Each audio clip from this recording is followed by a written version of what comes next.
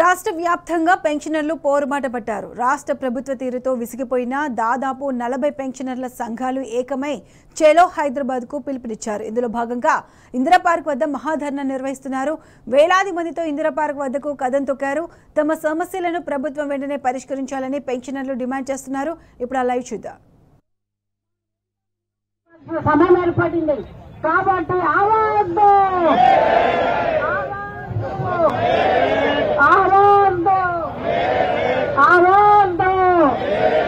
పెన్షనర్ల ఐక్యత, పెన్షనర్ల ఐక్యత, పెన్షనర్ల ఐక్యత.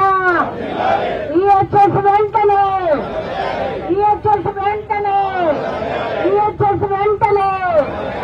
ఆవాజ్ దో, ఆవాజ్ దో. పెన్షనర్ల ఐక్యత, పెన్షనర్ల ఐక్యత.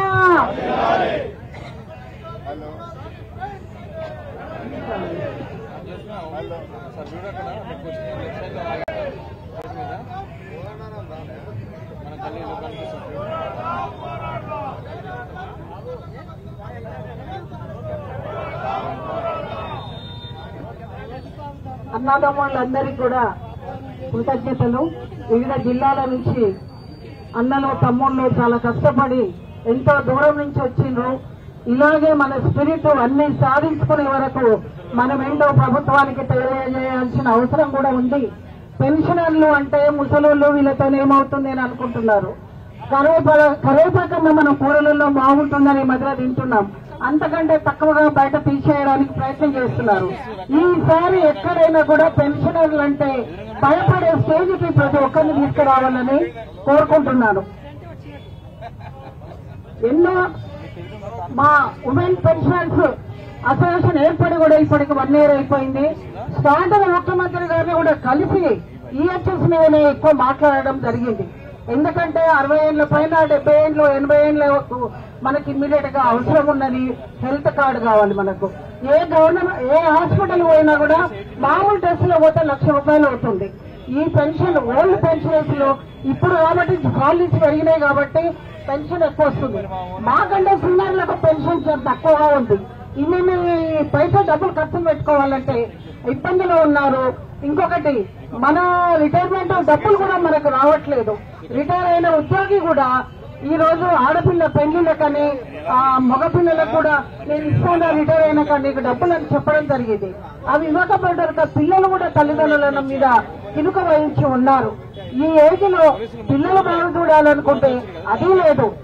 ప్రతి ఒక్క ఎంప్లాయీ 30 నుంచి 35 ఏళ్ళ సర్వీస్ చేసిన గవర్నమెంట్ కు సర్వీస్ చేసినందుకు మాకు ఇచ్చే బెనిఫిట్ ఏంటి? మీరు మాకు వచ్చే హక్కులను మీరు ఇవ్వమంటే మీరు ఇవ్వడానికి ఎందుకంత కష్టం అవుతుంది మీకు?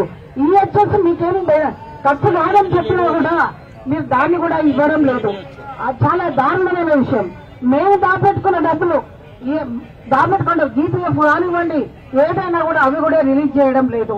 పెన్షన్ ఇమ్మీడియట్ గా రిలీజ్ చేయడం లేదు. ఏదైనా కూడా 1 year పైన 5 ఏళ్ల నుంచి కూడా ఉన్న వాళ్ళు ఉన్నారు. అంటే మీరు ఎందుకంత మీ ఖర్చులు మేము తగ్గించుకోవట్లేదే? మీ ఎమ్మెల్యేలు కానీ మంత్రులు కానీ ముఖ్యమంత్రి ఎవరైనా సరే ఇప్పుడు వేరే గవర్నమెంట్ ఓడిపోయిన గవర్నమెంట్ లో ఉన్న వాళ్ళు కూడా ఏం వదులుకుంటున్నారు? వాళ్ళ బెనిఫిట్స్ వదులుకుంటున్నారా?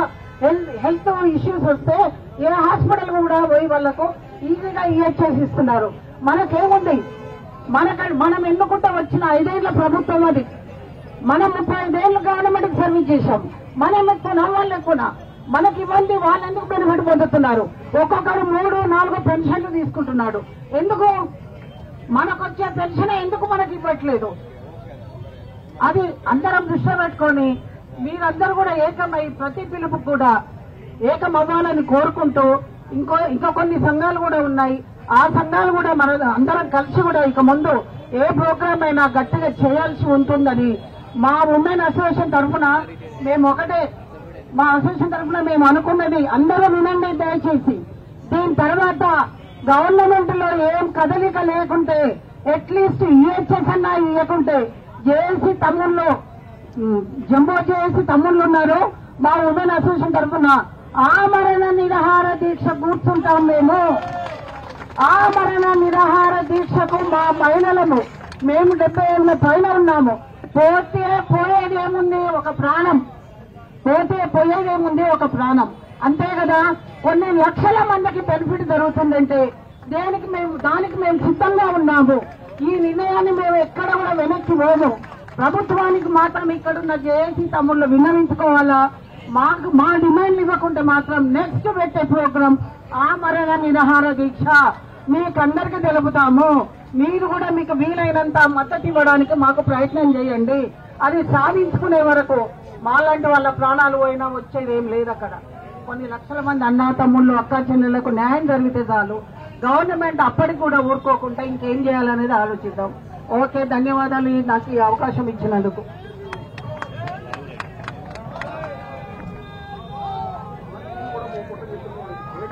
ఓపెన్ చేసి లోపలికి వెళ్ళిపోతుంది.